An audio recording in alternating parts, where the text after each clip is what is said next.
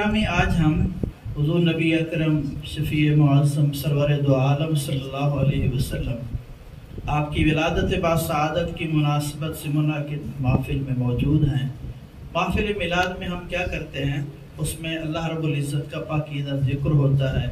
اللہ کے پیارے حبیب صلی اللہ علیہ وسلم کے تذکار جمیل ہوتے ہیں، آپ الاسلام کی ولادت کے واقعات بیان کیے جاتے ہیں، آپ کی سیرت، آپ کی صورت، آپ کی تعلیمات، آپ کی بعثت، آپ کی نبوت، آپ کی ختم نبوت، ان کمالات کو ہم بیان کرتے ہیں۔ تو اس سلسلے میں ابتداً چند باتیں اس حوالے سے عرض کر کے جو مقصد بعثت ہے اس حوالے سے کچھ گزارشات دوسرے حصے میں عرض کروں گا۔ عزیزان گرامی، آپ تمام احباب اس ربیع الاول شریف میں خصوصاً اور ویسے بالعموم نبی پاک صلی اللہ علیہ وسلم کی فضائل و کمالات تو سنتے چلے آئے ہیں، اور ہر سال ہم سنتے بھی ہیں، سناتے بھی ہیں، اور حضور صلی اللہ علیہ وسلم کے کمالات کو بار بار سننے سے لطف میں اضافہ ہوتا ہے، ایمان کے اندر بڑھوتری ہمیں محسوس ہوتی ہے، اور یہ کند مقرر کے طور پہ پاکیزہ ذکر ہم جیسے کرتے اور سنتے ہیں، ہمارے ایمان کو تازگی اور توانائی میسر آتی ہے۔ نبی اکرم شفیع معظم صلی اللہ علیہ وسلم کو اللہ کریم نے جو عزتیں، جو شانیں، جو کمالات عطا فرمائے ہیں، وہ اس قدر زیادہ ہیں کہ کسی بندہ بشر کے بس کی بات ہی نہیں ہے کہ حضور آقا نامدار محمد مختار صلی اللہ علیہ وسلم کی ان عظمتوں کے عشر عشیر کو بیان کر سکے۔ ابتدا میں نے جو ایک ربائی پڑھی ہے، اس کا ایک آپ نے شعر یہ بھی سنا، ہمارے بزرگ پہلے ہی کہہ گئے جو ہم سے علم، عمل، تقوی، طہارت میں کہیں بڑھ کر تھے، اور وہ برملا اپنے عجز کا اعتراف و اظہار کرتے ہوئے کہہ گئے کہ لا يمكن الثناء كما كان حقه بعد از خدا بزرگ تو ایک قصہ مختصر، یعنی جیسے نبی پاک صلی اللہ علیہ وسلم کی تعریف کا حق ہے، اس طرح تعریف کرنا کسی کے لیے ممکن ہی نہیں ہے۔ اور انہوں نے بس بات ختم کرتے ہوئے فرمایا کہ ہم تو صرف یہی سمجھتے ہیں اللہ رب العزت کے بعد اس کی تمام مخلوقات میں جو سب سے بزرگ ترین، اکمل ترین، افضل ترین، اعلیٰ ترین، عمدہ ترین اگر ذات ہے تو وہ مصطفیٰ کریم علیہ تحیت و تسلیم کی ذات ہے۔ اور اگر ہم تھوڑا سا اس اجمال سے تفصیل کی جانب جائیں تو یاد رکھیے ہمارے کریم آقا صلی اللہ علیہ وآلہ وسلم، آپ کی ولادت بھی بے مثل اور بے مثال ہے، آپ کی سیرت بھی بے مثل اور بے مثال ہے، آپ کی صورت بھی بے مثل اور بے مثال ہے، آپ کی نبوت بھی بے مثل اور بے مثال ہے، اور ختم نبوت بھی بے مثل اور بے مثال ہے۔ حضور صلی اللہ علیہ وسلم کے جس بھی وصف کریم اور وصف جمیل کو ہم اگر لے کے گفتگو شروع کریں تو پھر ہمارے الفاظ ختم ہو جاتے ہیں، لیکن آپ کے اس اعلیٰ اور کامل ترین وصف کو بیان کرنے کا حق ادا نہیں ہوتا۔ نبی اکرم سرور دو عالم صلی اللہ علیہ وسلم سے جب پوچھا گیا کہ آپ کو نبوت کا منصب کب عطا ہوا، میرے کریم آقا صلی اللہ علیہ وسلم نے فرمایا تھا کنت نبی و آدم بین الروح والجسد، میں تو اس وقت بھی نبی تھا جب ابھی جناب آدم علیہ السلام پانی اور مٹی کے درمیانی مراحل طے کر رہے تھے، ابھی ان کا ڈھانچہ بھی تشکیل نہیں پایا تھا، میرے سر پہ نہ صرف نبوت کا بلکہ ختم نبوت کا تاج بھی اسی وقت سجا دیا گیا۔ اور پھر میرے کریم آقا صلی اللہ علیہ وآلہ وسلم آپ تمام انبیاء سے اخیر میں تشریف لائے تو بوقت ولادت جو واقعات رونما ہوئے، آپ نے بہت سے واقعات سنے۔ میں زیادہ تفصیلات میں جائے بغیر اپنی بات آگے بڑھاتے ہوئے صرف اتنا عرض کروں گا کہ نبی اکرم سرور دو عالم صلی اللہ علیہ وسلم جب دنیا میں جلوہ فرما ہوئے، آپ کی والدہ ماجدہ سیدہ طیبہ طاہرہ حضرت آمنہ رضی اللہ تعالی عنہ،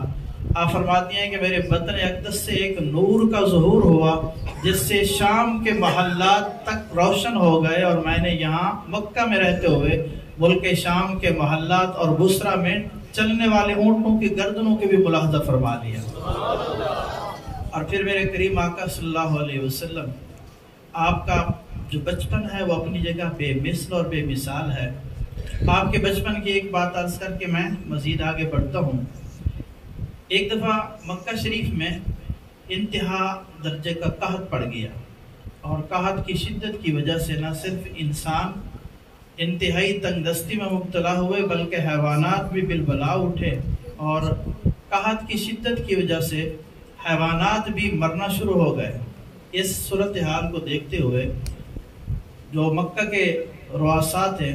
وہ خواجہ ابو طالب کے ہاں گئے اور جا کے گزارش کرنے لگے کہ اس وقت ہمارے درمیان سب سے معزز و محترم سردار آپ ہیں، آپ ایسا کیجئے کہ بیت اللہ شریف آئیے اور آ کے دعا کیجئے کہ بارش برسے اور یہ قحط کی جو شدت ہے یہ ہم سے دور ہو جائے۔ تو خواجہ ابو طالب کی کفالت میں اس وقت ہمارے کریم آقا صلی اللہ علیہ وسلم تھے، ابھی بچپن تھا۔ تو خواجہ ابو طالب خود دعا کرنے کے لیے نہیں بلکہ اپنے معصوم سے چہرے والے اس یتیم بھتیجے کو لے کے چلتے ہیں اور بیت اللہ شریف کے ساتھ جا کے آپ کی پشت اقدس کو لگا دیتے ہیں، اور پھر ان سے درخواست گزار ہوتے ہیں کہ آپ دعا کیجئے کہ ہم جو قحط کی شدت میں مبتلا ہیں بارش برسے اور ہماری قحط کی یہ شدت دور ہو جائے۔ تب پھر میرے اور آپ کے کریم آقا حضرت محمد مصطفیٰ احمد مجتبیٰ علیہ تحیۃ والثناء، آپ نے اپنے معصومانہ چہرے کے ساتھ اور پاکیزہ لبوں کے ساتھ اور ننھے منھے ہاتھوں کو اللہ کریم کی بارگاہ میں دراز کیا، اور آپ علیہ السلام نے دعا مانگی۔ تو حضور صلی اللہ علیہ وسلم کے دعا مانگنے سے قبل کیفیت یہ تھی، آسمان بالکل صاف شفاف تھا، بادل کے ٹکڑوں کا دور دور تک امکان نہ تھا، لیکن میرے کریم آقا کے ہاتھ اٹھانے کی دیر تھی، ہر طرف سے گھٹا گھٹ بادلوں کے ٹکڑے اکٹھے ہو گئے اور ایسی زوردار بارش ہوئی جو لوگ ایک عرصے سے قحط کی شدت کو جھیل رہے تھے، ایک دم سے اللہ نے انہیں سیراب کر کے ان کی قحط کی شدت کو دور فرما دیا۔ اور پھر اسی موقع پہ خواجہ ابو طالب نے آپ علیہ السلام کی شان میں ایک بہت طویل قصیدہ بھی کہا تھا، آپ کی بہت ساری خوبیوں کا تذکرہ کیا تھا، اور اسی میں یہ بھی کہا تھا وَأَبْيَضُ يُسْتَسْقَى الْغَمَامُ بِوَجْهِهِ، کہ میرے یہ جو معصوم سے بھتیجی ہیں یہ گورے چٹھے چہرے والے ہیں، اور ان کے چہرے کی برکت سے بارشیں مانگی جاتی ہیں اور پھر وہ بارشیں میسر بھی آ جاتی ہیں۔ اور میرے کریم آقا صلی اللہ علیہ وآلہ وسلم، آپ نے اپنی زندگی کے تمام ادوار کو انتہائی خوبصورتی کے ساتھ، انتہائی کمال کے ساتھ بسر کرتے ہوئے اعلان نبوت فرمایا۔ تو اعلان نبوت فرمانے کے بعد آپ کو جن شدتوں اور سختیوں کا سامنا کرنا پڑا ہر باشعور آدمی جانتا ہے۔ میں قربان جاؤں اپنے آقا و مولا حضرت محمد مصطفیٰ علیہ تحیۃ والثناء کی شان اقدس پر کہ آپ نے اس قدر تکالیف جھیلنے کے باوجود اپنے اللہ رب العزت کے عطا کردہ پیغام کو گلی کوچے میں پھیلایا، اور آپ نے تمام مصائب و آلام کو خندہ پیشانی سے برداشت کرتے ہوئے مکی زندگی کے 13 سال ان میں مشقتیں جھیلیں، دین کے پیغام کو آپ عام کرتے رہے، پھیلاتے رہے، اور مدنی زندگی میں بھی آپ کو چین سے نہیں بیٹھنے دیا گیا، آپ نے وہاں بھی جا کے دین کا پیغام عام کیا تو آپ پر جنگوں پہ جنگیں مسلط کی گئیں، لیکن اس سب کے باوجود ہمارے آقا و مولا حضرت محمد مصطفیٰ علیہ تحیۃ والثناء، آپ نے اپنا جو بنیادی منصب اور فریضہ تھا آپ نے اسے نبھایا۔ قرآن عزیز کی جو آیہ مقدسہ میں نے پڑھی ہے وَالَّذِي أَرْسَلَ رَسُولَهُ بِالْهُدَى وَدِينِ الْحَقِّ، اس میں اس طرح کی کاوشوں کے حوالے سے اشارہ میں اس پہ انشاءاللہ آگے چل کے گفتگو کروں گا۔ ابھی جو دوسری آیہ مقدسہ میں نے پڑھی اس کی مناسبت سے چند باتیں عرض کیے دیتا ہوں۔ بہت مشہور آیہ مقدسہ جو آپ نے 20-50 مرتبہ سنی ہوگی، سورہ آل عمران کی آیت نمبر 164 جو میں نے تلاوت کی کہ لَقَدْ مَنَّ اللَّهُ عَلَى الْمُؤْمِنِينَ إِذْ بَعَثَ فِيهِمْ رَسُولًا مِّنْ أَنفُسِهِمْ، یقیناً اللہ رب العزت نے ایمان والوں پر احسان فرمایا کہ ان میں ایک عزت والا رسول انہی میں سے بھیجا۔ یہ اللہ رب العزت کا ایمان والوں پر احسان ہے کہ اپنے عظمتوں والے رسول کو انہی میں مبعوث فرمایا۔ انسانوں میں اگر اللہ مبعوث نہ فرماتا تو اس کے لیے یہ ممکن تھا، وہ قادر تھا، لیکن اس نے باوجود کہ دیگر طبقات میں بھی اپنے رسول کو وہ بھیج سکتا تھا، اور 3 طبقات ہیں جن میں اللہ رسول بھیج سکتا تھا، فرشتوں کے طبقے میں اللہ رسول بھیج سکتا تھا، جنات کے طبقے میں اللہ رسول بھیج سکتا تھا، انسانوں میں اللہ رب العزت رسول بھیج سکتا تھا۔ اللہ کریم نے نہ ملائکہ کو حضور خاتم النبیین عطا فرمائے، نہ جنات کو خصوصیت کے ساتھ عطا فرمائے۔ اللہ رب العزت نے انسانوں میں سے انتخاب فرما کے اپنے آخری عزت والے رسول کو انہی میں سے بھیجا۔ اس طرح ایمان والوں پہ اللہ نے احسان فرمایا۔ اور دیگر اس پہ بہت ساری باتیں ہو سکتی ہیں، میں ان میں جائے بغیر یہ عرض کروں کہ حضور صلی اللہ علیہ وسلم کی شکل میں ایمان والوں پر جو اللہ رب العزت نے احسان فرمایا، تو آپ نے بارہا یہ باتیں سنی ہیں۔ آپ علیہ السلام پیدا ہوئے تو تب بھی اپنی امت کی فکر لیے ہوئے تھے۔ میرے کریم آقا صلی اللہ علیہ وسلم غاروں میں جا کے اپنی امت کی بخشش اور مغفرت کے لیے رو رو کے بارگاہ رب العزت میں التجائیں کیا کرتے تھے۔ حضور معراج پہ گئے تو بھی اپنی امت کو وہاں بھلایا نہیں، انہیں وہاں پر بھی یاد رکھا۔ اور میرے کریم آقا صلی اللہ علیہ وآلہ وسلم جب لوگ رات کو راحت اور چین کی نیند میں محو ہوا کرتے تھے، آپ اس وقت بھی اپنے کریم رب کی بارگاہ میں سجدہ ریز ہوتے اور اپنی امت کے لیے مغفرت کی دعائیں کر رہے ہوتے۔ اور پھر اتنا ہی نہیں کہ ظاہری زندگی میں آپ نے ایسا کیا ہو، بلکہ ترمذی شریف کی ایک حدیث طیبہ کا مفہوم ہے، میرے اور آپ کے آقا مولا حضرت محمد مصطفیٰ احمد مجتبیٰ علیہ التحیۃ والثناء، آپ نے فرمایا کہ ہر پیر اور ہر جمعرات کو میری خدمت میں میری امت کے اعمال کو پیش کیا جاتا ہے۔ میرے اور آپ کے اعمال ہمارے پیارے حبیب صلی اللہ علیہ وسلم کی بارگاہ اقدس میں ہفتہ وار بنیادوں پہ 2 مرتبہ پیش کیے جاتے ہیں۔ ہم یہ جو حضور کے تذکرے سننے کے لیے جمع ہوتے ہیں، یہ اعمال بھی پیش کیے جاتے ہیں۔ اور حضور پر جو درود کی شکل میں ہم نذرانے اور گجرے پیش کر رہے ہوتے ہیں، یہ بھی حضور کی بارگاہ میں پیش کیے جاتے ہیں۔ تو آپ علیہ السلام کی خدمت میں 2 دفعہ ہفتے میں اعمال پیش کیے جاتے ہیں۔ آپ نے فرمایا اگر میری امت کے اعمال اچھے ہوں تو اس پر میں اللہ کا شکر ادا کرتا ہوں، اور اگر اس کے علاوہ اعمال اچھے نہ ہوں تو تب بھی میں اپنی امت کے لیے مغفرت کی دعا کیا کرتا ہوں۔ یعنی آپ علیہ السلام نہ صرف ظاہری زندگی میں ہمارے لیے اللہ کا بہت بڑا احسان رہے کہ آپ ہمیں ہر موقع پہ یاد فرماتے رہے، بلکہ دنیا سے پردہ فرمانے کے بعد بھی آپ کی کرم نوازیاں جاری ہیں۔ اور کل قیامت کے دن میرے کریم آقا صلی اللہ علیہ وآلہ وسلم کہیں اپنے امتیوں کو پل صراط سے گزار رہے ہوں گے، کہیں انہیں حوض کوثر سے بھر بھر کر جام پلا رہے ہوں گے، کہیں ان کے نامہ اعمال جب تل رہے ہوں گے تو ترازو کے پاس موجود ہوں گے، کہیں ان کے لیے سفارش کر کے انہیں جہنم سے نکال کے جنت میں بھیج رہے ہوں گے۔ اور الغرض میرے کریم آقا صلی اللہ علیہ وسلم اپنی امت کے لیے وہاں پر بھی فکر مند بھی ہوں گے، اور رب کریم کی بارگاہ میں اپنی امت کی بخشش کے لیے التجائیں بھی کر رہے ہوں گے۔ اللہ کریم نے جو ہمارے اوپر احسان کیا، یقیناً یہ ایک بہت بڑا احسان اور بہت بڑا اللہ کا انعام ہے۔ اگر ہم تمام کے تمام لوگ صبح قیامت تک سجدے میں پڑے رہیں اور اس نعمت کا شکر ادا کرنے کی کوشش میں لگے رہیں، پھر بھی ہم اس نعمت کا شکر ادا نہیں کر سکیں گے۔ میرے عزیز بھائیو، آپ علیہ السلام کی عظمتوں اور کمالات کے حوالے سے بہت ساری باتیں مزید کی جا سکتی ہیں۔ میں دوسرے حصے کی جانب بڑھتا ہوں۔ جو آیہ مقدسہ میں نے دوسری تلاوت کی، اس میں اللہ کریم نے فرمایا هو الذی ارسل رسولہ بالہدی ودین الحق،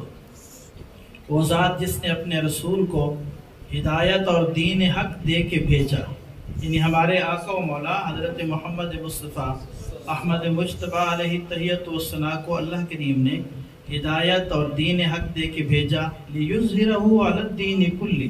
تاکہ اللہ رب العزت اپنے محبوب کے دین کو تمام دینوں پر غالب فرما دے، ولو کرہ المشرکون، اگرچہ یہ بات مشرکوں کو ناگوار کیوں نہ گزرے۔ اب اللہ کریم نے جو اپنے محبوب کا یہاں ایک عظیم مرتبہ، آپ کی ایک شان اور آپ کا منصب بیان کیا، آپ کے کمال کو بیان کیا کہ ہم نے اپنے محبوب کو بھیجا ہے، تو انہیں وہ دین دے کے بھیجا ہے جو تمام ادیان پہ غالب آنے والا دین ہے۔ آپ علیہ السلام نے اپنی ظاہری زندگی میں غلبہ دین کے لیے، اقامت دین کے لیے اپنا تن من دھن سب کچھ قربان کیے رکھا۔ جیسے میں پہلے عرض کر چکا ہوں، مکی زندگی ہو یا مدنی زندگی، ہمارے پیارے آقا صلی اللہ علیہ وآلہ وسلم نے بے تحاشا مشقتیں جھیل کر پھر بھی ایک قدم پیچھے نہیں ہٹایا، ہمیشہ غلبہ دین کے لیے آپ نے کوششیں اور کاوشیں جاری رکھیں۔ اور نہ صرف ہمارے آقا و مولا نے ایسا کیا، بلکہ آپ کی تربیت یافتہ آپ کے جانثار صحابہ بھی حضور کے قدم بہ قدم دین کے غلبہ کے لیے آپ کے ساتھ رہے، اور آپ الاسلام اپنی ظاہری زندگی میں یہ تمام امور سر انجام دے کر آپ نے اس وقت بھی دین کو غالب کیا۔ اور دین کے غلبے کی ایک خوبصورت شکل ہمیں یہ نظر آتی ہے کہ آپ مدینہ گئے اور وہاں آپ نے حقیقی معنوں میں ریاست مدینہ کا قیام بھی فرمایا، اور وہاں پر آپ نے ریاست مدینہ کے سربراہ کے طور پر جو ایک شاندار اور مثالی معاشرہ قائم کیا، جو آپ نے وہاں انتہائی انقلابی اقدامات اٹھائے جو پوری تاریخ انسانی میں اپنی جگہ پہ منفرد اور یکتا اقدامات ہیں۔ آپ علیہ السلام نے اپنے ان اہم ترین فیصلوں کے ذریعے سے، ان شاندار اقدامات کے ذریعے سے ایک مثالی معاشرہ قائم کیا، اور دین کے غلبے کو آپ نے عملی شکل وہاں عطا فرمائی۔ آپ علیہ السلام کے بعد صحابہ نے اس مشن کو جاری رکھا، پھر تابعین نے، پھر اتباع تابعین نے، یوں چلتے چلتے یہ دین اب ہمارے دور تک ہمارے اساتذہ بزرگوں کے ذریعے ہم تک پہنچا۔ تو ہم لوگ اس سلسلے میں کیا کر رہے ہیں؟ ہم لوگ حضور کے کلمہ پڑھنے والے ہیں، حضور سے عشق اور محبت کا دعویٰ کرنے والے ہیں۔ کیا ظاہری اسباب کے اعتبار سے ہماری ذمہ داری نہیں ہے کہ ہم غلبہ دین کے لیے جو مطلوبہ صلاحیتیں ہیں اپنے اندر وہ صلاحیتیں پیدا کریں، اور غلبہ دین کے لیے جو ہمیں اللہ کریم نے مختلف وسائل دیے ہیں، جو ہمیں صلاحیتیں اور قوت عطا فرمائی ہیں، کیا ہم ان پوری صلاحیتوں کو بروئے کار لا رہے ہیں؟ میرے عزیز بھائیو، یہاں سمجھانے کے لیے میں ایک بات مزید عرض کرتا چلوں۔ آپ نے یہ مقدسہ بارہا سنی ہے، اللہ کریم نے فرمایا اِنَّا نَحْنُ نَزَّلْنَا الذِّكْرَ وَإِنَّا لَهُ لَحَافِظُونَ، بے شک ہم نے اس قرآن کو اتارا اور ہم ہی اس کی حفاظت کرنے والے ہیں۔ اللہ رب العزت نے قرآن عزیز کو یہ اعزاز بخشا کہ اس کی حفاظت کا ذمہ اپنے ذمہ کرم پہ لیا۔ سابقہ جتنی بھی آسمانی کتب تھیں وہ کتب صرف انبیاء کو یاد ہوا کرتی تھیں، لیکن قرآن عزیز کا یہ اعجاز اور یہ اعزاز ہے کہ اللہ رب العزت نے اس کی حفاظت کا یوں بندوبست فرما دیا کہ لاکھوں لوگوں کے سینوں میں قرآن عزیز کو محفوظ فرما دیا۔ اور آج اگر پوری روئے زمین سے قرآن کے جمیع نسخے ضبط کر لیے جائیں، اگر کوئی نسخہ بھی باقی نہ رہے، تو قرآن عزیز کو زبر زیر اور کسی نقطے کی کمی کے بغیر اب بھی فی الفور ان حفاظ کے سینوں میں محفوظ ہونے کی وجہ سے ان نسخوں کو مرتب کیا جا سکتا ہے۔ اللہ کریم نے قرآن کی حفاظت کا یہ ظاہری انتظام کر دیا کہ آپ دیکھیے، جس طرف دیکھیں آپ کو حفاظ اور قرآن نظر آئیں گے۔ اور ایک چیز اور چلیں اسی مناسبت سے عرض کرتا چلوں، حدیث کی ایک معروف کتاب ہے سنن دارمی شریف، اس میں حدیث طیبہ ہے کہ اللہ رب العزت مخلوق کے گناہوں کی وجہ سے انہیں عذاب دینے کا ارادہ فرماتا ہے، لیکن اللہ رب العزت جب دیکھتا ہے کہ اس زمین پر مختلف جگہوں پہ ننھے منھے بچے اس کی مقدس کتاب کو پڑھ رہے ہیں، تو اللہ کریم اپنے عذاب دینے کے ارادے کو ملتوی فرما دیتا ہے۔ یعنی ہم جو اپنے ہمارے اعمال یا ہمارے کرتوت ہیں، ان کی وجہ سے مستحق تو اس بات کے ہیں کہ ایک لمحہ بھر بھی ہم زمین پہ نہ چل سکیں، لیکن اگر ہم اجتماعی طور پر اگر کسی ایسے عذاب کی گرفت میں نہیں آ رہے، تو اس کے پیچھے یہ معصوم سے چہروں والے جو بچے ہوتے ہیں، جنہوں نے اپنے مستقبل کو امت کے نوجوانوں، ان کے بوڑھوں اور ان کے مرد و خواتین کے لیے جن نے وقف کر دیا ہے، ان کے قرآن پڑھنے کی برکت ہوتی ہے کہ اللہ کریم اپنے عذاب کو ٹال دیتا ہے۔ اس لیے ہمیں ان کی قدر کرنی چاہیے اور ان مقامات کی بھی ہمیں قدر کرنی چاہیے۔ تو میں عرض یہ کر رہا تھا کہ جیسے قرآن کی حفاظت کا ظاہری انتظام اللہ نے فرمایا، ایسے ہی غلبہ دین کے لیے ظاہری اسباب میں سے ایک سبب یہ بھی ہے کہ حضور صلی اللہ علیہ وسلم کا کلمہ پڑھنے والے جو لوگ ہیں،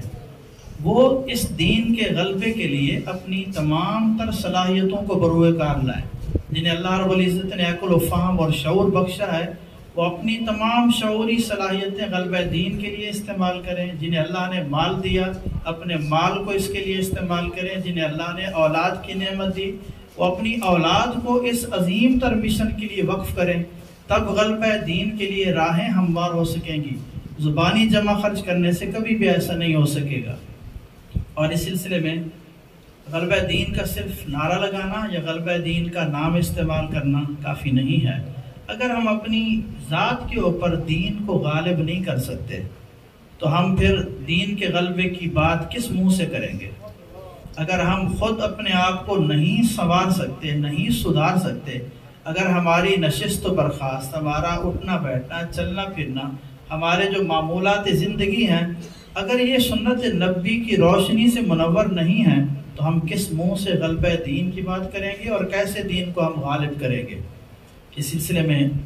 بہت ساری باتیں ہیں. میں صرف چند احادیث عرض کرتا چلوں. تھک تو نہیں گئے آپ لوگ؟ مہربانی اگر نہیں تھکے تو میں چند احادیث سنا دوں آپ کو.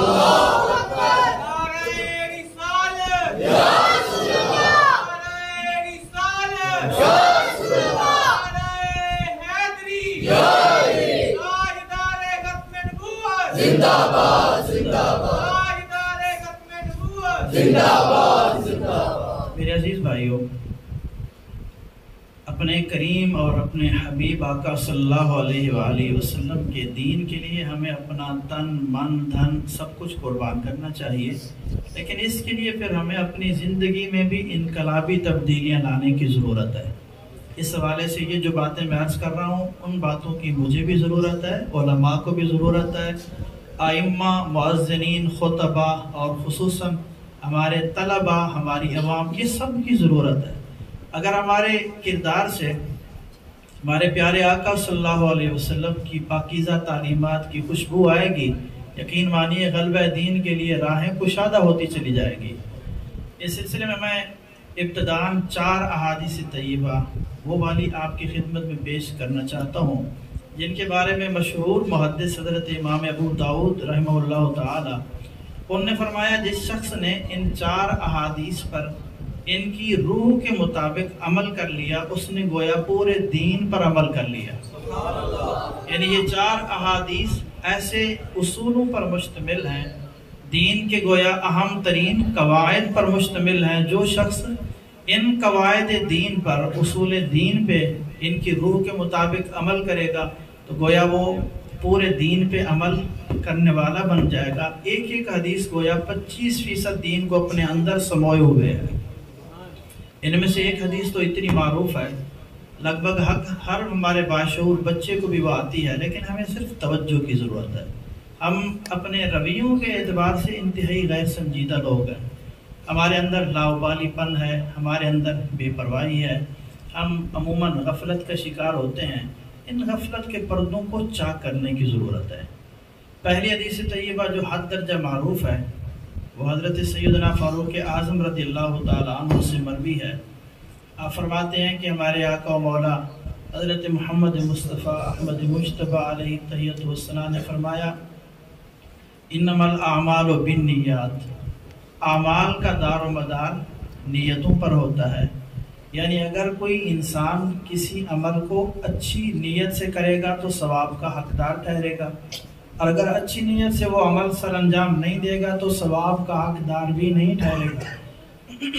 پھر آگے فرمایا، وَإِنَّمَا لِكُلِّ امْرِئٍ مَا نَوَىٰ، ہر شخص کے لیے وہی کچھ ہوگا جس کی اس نے نیت کی ہے. فَمَنْ كَانَتْ هِجْرَتُهُ إِلَى الدُّنْيَا أَوْ امْرَأَةٍ يَنْكِحُهَا فَهِجْرَتُهُ إِلَىٰ مَا هَاجَرَ إِلَيْهِ أَوْ كَمَا قَالَ عَلَيْهِ السَّلَامُ، جس شخص نے دنیا کے حصول کے لیے اپنے وطن کو چھوڑا اور ہجرت کی تو اس کی ہجرت اسی مال کمانے کی غرض سے سمجھی جائے گی. یا کسی نے اپنے وطن کو چھوڑا، دوسرے علاقے میں وہ جا کے نکاح کرنے کی غرض رکھتا ہے، اس کی ہجرت بھی صرف نکاح کرنے کے حوالے سے سمجھی جائے گی. لیکن جو اللہ اس کے رسول کی رضا کے لیے اپنے وطن کو چھوڑے گا تو پھر اس کی ہجرت جس نیت سے اس نے کی ہے اس سلسلے میں شمار کی جائے گی.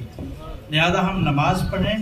ہم صدقہ و خیرات کریں، ہم کوئی اچھا عمل کریں، اس سے پہلے اپنی نیتوں کو ہمیں صاف ستھرا رکھنا چاہیے. ہمارے یہاں آج کل بہت زیادہ فیشن آ گیا ہے، ہم بہت سے نیک اعمال کر رہے ہیں جو فی نفس ہی نیک عمل ہوتے ہیں. مثلا تیجا ہے، 10واں ہے، 40واں ہے، برسی ہے، یہ سارے نیک اعمال ہیں. لیکن عام طور پر ہمارے ہاں فیشن یہ بن گیا ہے کہ لوگ یہ کام اس لیے کر رہے ہوتے ہیں اگر ایسا نہ کیا تو لوگ کیا کہیں گے، ہماری تو ناک کٹ جائے گی۔ اگر خدا نہ خواستہ یہی مذموم جذبہ ہے تو پھر ان اعمال پہ کوئی ثواب نہیں ملے گا، اور صرف لوگوں میں ناک تو بچ جائے گی لیکن نہ اپنی ذات کو کوئی مفاد ہوگا، نہ مرنے والے جو اعزاء و اقرباء ہیں انہیں کوئی فائدہ پہنچ سکے گا۔ اس لیے اپنی نیتوں کو یہاں پہ ہمیں درست رکھنا چاہیے۔ اگر نیتیں ہر اچھے عمل سے پہلے اچھی ہوں گی تو برکات نصیب ہوں گی، وگرنہ ہم محروم رہیں گے۔ دوسری حدیث طیبہ جس کو امام ابو داؤد فرماتے ہیں وہ 25% دین پر مشتمل ہے۔ وہ فرماتے ہیں کہ میرے کریم آقا نے فرمایا ان الحلال بین و ان الحرام بین، بے شک حلال بھی واضح ہے، حرام بھی واضح ہے۔ حرام چیزوں کو قرآن و حدیث میں بیان کر دیا گیا کہ یہ حرام ہے، یہ حرام ہے، یہ حرام ہے، اور حلال چیزوں کی لسٹ بھی فراہم کر دی گئی۔ پھر آگے فرمایا وَبَيْنَهُمَا مُشْتَبِهَاتٌ، حلال اور حرام کے درمیان کچھ مشتبہ چیزیں ہیں، مشکوک چیزیں ہیں، اور ان کے بارے میں ہدایت یہ دی فَمَنِ اتَّقَى الشُّبُهَاتِ فَقَدِ اسْتَبْرَأَ لِدِينِهِ وَعِرْضِهِ، جس شخص نے ان مشکوک چیزوں کو چھوڑ دیا اس نے اپنے دین کو بھی بچا لیا، اپنی عزت کو بھی بچا لیا۔ اور آگے فرمایا وَمَنْ وَقَعَ فِيهِ وَقَعَ فِي الْحَرَامِ، جو ان مشکوک چیزوں میں مبتلا ہو گیا وہ عنقریب حرام میں پڑ جائے گا۔ لہذا اس حدیث کو بھی ہمیشہ اپنے سامنے رکھیے، جو حلال چیزیں ہیں آپ حلال پر اکتفا کیجیے، حرام چیزوں سے بھی بچیے، اور حرام چیزوں میں مبتلا ہونے کا جو سبب بن سکتی ہیں مشکوک اور مشتبہ چیزیں، آپ ان چیزوں کو بھی چھوڑ دیجئے۔ ایک مقام پہ میرے کریم آقا نے فرمایا دع ما یریبک الی ما لا یریبک، تم اس چیز کو جو تمہیں شک میں ڈالے اسے چھوڑ دو، اور جو چیز تمہیں شک میں نہ ڈالے تمہارے دل کو اطمینان ہو اسے اختیار کر لو۔ تیسری حدیث طیبہ، آپ احباب کی توجہ اگر میری طرف ہو تو میں تیسری حدیث سنا دوں۔ آپ علیہ السلام نے فرمایا کہ لا یؤمن احدکم حتی یحب لأخیہ ما یحب لنفسہ، کہ تم میں سے کوئی بندہ اس وقت تک کامل مومن نہیں ہو سکتا جب تک وہ اپنے مسلمان بھائی کے لیے وہی چیز پسند نہ کرے جو اپنی ذات کے لیے پسند کرتا ہے۔ ہمارے ہاں چونکہ دوہرے تہرے معیارات ہوتے ہیں، اپنے لیے معیار الگ ہوتا ہے، دوسروں کے لیے معیار الگ ہوتا ہے۔ اس حدیث طیبہ میں ایک زبردست اصول ہمیں دے دیا گیا کہ ہم اپنے قول اور فعل سے قبل اپنا ذرا جائزہ لے لیں۔ اگر ہم کسی کے لیے کوئی رویہ اختیار کر رہے ہیں، کوئی بات کر رہے ہیں، کوئی عمل کر رہے ہیں، اگر ہمیں اپنی ذات کے حوالے سے کسی کا رویہ یا کسی کا قول و فعل پسند نہیں ہے، پھر ہمیں وہ برتاؤ اور وہ رویہ کسی کے ساتھ روا نہیں رکھنا چاہیے۔ ہم لوگ، ہمارا مزاج تو یہ ہے کہ میٹھا میٹھا ہپ ہپ، کڑوا کڑوا تھو تھو، ہم اپنے لیے تو ہر طرح کا ریلیف لینے کی کوشش کرتے ہیں، دوسروں کے لیے ہمارا بالکل رویہ مختلف ہوتا ہے۔ میرے عزیز بھائیوں، جس شخص کا یہ مزاج بن جائے کہ وہ ہر اپنے قول و فعل سے پہلے یہ دیکھے کہ آیا میں اپنے دوسرے مسلمان بھائیوں کے لیے یہ بات پسند کرتا ہوں تو پھر مجھے اس قول اور فعل کا ارتکاب کرنا چاہیے، اگر مجھے کسی اور کا میرے ساتھ یوں قول و فعل وہ اس کا ارتکاب کرنا پسند نہیں تو پھر اپنے قول و فعل سے اجتناب کرنا چاہیے۔